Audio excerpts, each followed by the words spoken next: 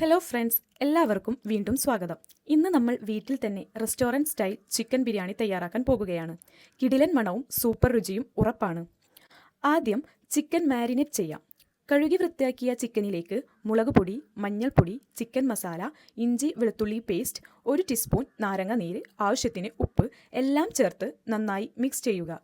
ചിക്കനിലേക്ക് മസാല പൂർണ്ണമായി പിടിച്ചതിന് ശേഷം 30 മിനിറ്റ് മാരിനേറ്റ് ചെയ്ത് വെക്കാം.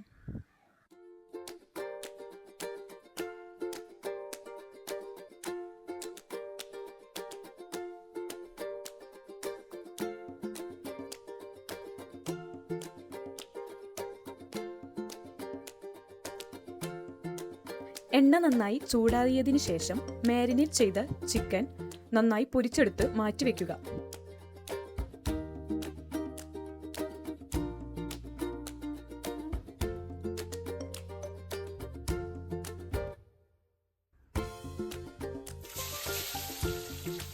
അതേ എണ്ണയിലേക്ക് സവാള അരിഞ്ഞത് ചേർത്ത് നന്നായി വഴറ്റാം. സവാള സോഫ്റ്റായി വന്നതിന് ശേഷം ഇഞ്ചി, പച്ചമുളക്, വെളുത്തുള്ളി പേസ്റ്റ് ചേർത്തും പച്ചമണം മാറുന്നത് വരെ നന്നായി വഴറ്റണം.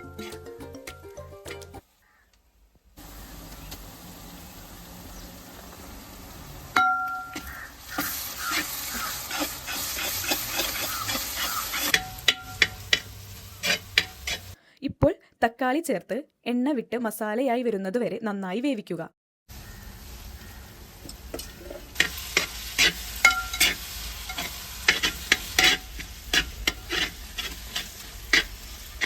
അതിനുശേഷം മുളകുപൊടി, മഞ്ഞൾപ്പൊടി, ഗരം മസാല, ചിക്കൻ മസാല, ആവശ്യത്തിന് ഉപ്പ്, 1 ടീസ്പൂൺ തൈര് എല്ലാം ചേർത്ത് നല്ല രീതിയിൽ മസാല പിടിപ്പിക്കുക.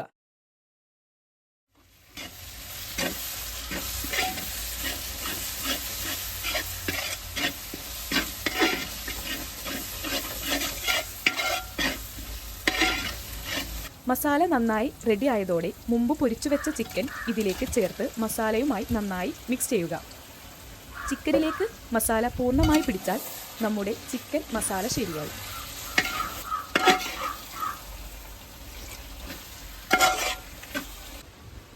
ഇനി ബിരിയാണി അരി വേവിച്ചെടുക്കാം. ഇവിടെ നമ്മൾ ഉപയോഗിക്കുന്നത് നല്ല സുഗന്ധമുള്ള ബസ്മതി റൈസ് ആണ്. ഒരു വലിയ പാത്രത്തിൽ ആവശ്യത്തിന് വെള്ളം എടുക്കുക. വെള്ളത്തിലേക്ക് 1 ടീസ്പൂൺ നെയ്യ്, പട്ട, ഗ്രാമ്പു, ഏലക്ക, ആവശ്യത്തിന് ഉപ്പ് ചേർത്ത് നന്നായി ഇളക്കി തിളപ്പിക്കുക. വെള്ളം നന്നായി തിളച്ചു വന്നതിന് ശേഷം കഴുകി നനച്ച അരി ചേർക്കാം. അരി ഒരു 70% മാത്രം വേവിക്കുക.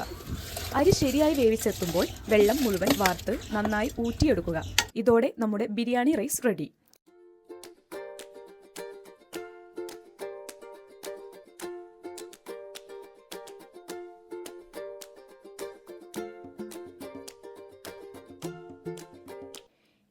ഇനി ദം ഇടാനുള്ള സമയം. ഇത് ഏകദേശം 10 പേർക്ക് സെർവ് ചെയ്യാനുള്ള അളവാണ്. ഒരു വലിയ ചെമ്പെടുക്കുക. ആദ്യമായി ചിക്കൻ മസാല ചേർക്കുക. അതിനു മുകളിൽ കുറച്ച് ചോറ്, പിന്നെയും ചിക്കൻ, ഇങ്ങനെ ലെയർ ചെയ്ത് എടുക്കാം.